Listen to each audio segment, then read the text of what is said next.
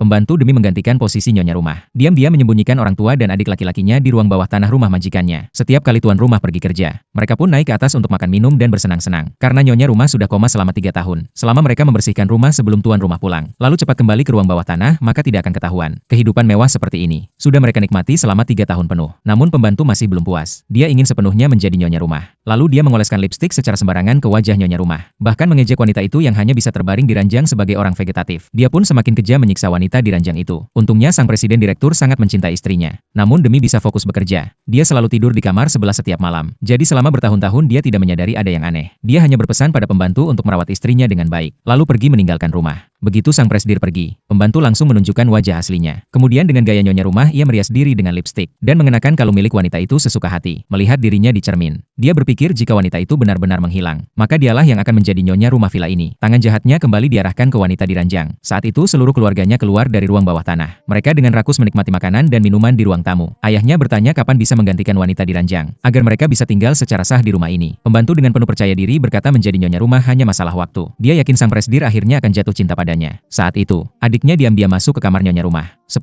menit kemudian, dia berlari keluar dengan panik sambil berteriak wanita itu kenapa-napa. Mereka semua masuk ke kamar, baru sadar bahwa saat membuka baju wanita itu, kulitnya penuh dengan ruam merah. Namun pembantu tak peduli. Dia asal ambil salep lalu dioleskan ke punggung wanita itu. Kemudian langsung pergi lagi. Setelah pulang kerja, sang presdir membawa setangkai bunga untuk istrinya. Begitu mendengar kabar ini, pembantu buru-buru menyuruh keluarganya kembali ke ruang bawah tanah. Dan dengan panik mencopot perhiasan yang bukan miliknya. Begitu presdir masuk, dia hanya melihat pembantu duduk menggoda sambil mengepel lantai. Berbagai rayuan pembantu, tak sedikit pun menarik perhatian presdir. Dia langsung masuk ke kamar untuk menjenguk istrinya. Begitu tiba di kamar, wajahnya langsung berubah drastis. Vas bunga di samping ranjang terjatuh. Duri mawar melukai wajah istrinya. Saat pembantu bingung kenapa vas itu bisa jatuh, presdir memarahi pembantu karena bahkan hal kecil seperti itu tak bisa diurus. Bahkan mulai meragukan alasan dirinya masih mempekerjakan wanita ini. Pembantu langsung panik, tiba-tiba berlutut dan memohon ampun, karena dia belum menjadi nyonya rumah. Jadi dia tak boleh sampai dipecat. Presdir yang melihat sikapnya begitu tulus, akhirnya hanya memperingatkannya agar tidak mengulangi lagi. Presdir membelai lembut dahi istrinya. Wanita itu berusaha keras meraih tangannya, ingin memberitahunya bahwa dirinya sedang disiksa. Namun karena masalah tender di perusahaan, presdir harus segera kembali ke kantor untuk menyelesaikannya. Lalu mencium kening istrinya dengan lembut. Momen penuh kasih sayang ini dilihat langsung oleh pembantu di depan pintu. Rasa cemburunya langsung memuncak. Wanita itu terus berdoa dalam hati agar suaminya jangan pergi. Namun sang presdir tetap tidak menyadari air mata yang jatuh dari matanya. Dia hanya berpesan pada pembantu untuk menjaga istrinya dengan baik, lalu meninggalkan rumah. Setelah itu pembantu melampiaskan semua amarahnya pada wanita itu. Bahkan mencium jaket presdir dengan penuh hayalan. Berharap suatu hari nanti presdir akan mencintainya. Saat itu wanita di ranjang tiba-tiba sadar. Dia mencoba mengambil vas bunga di samping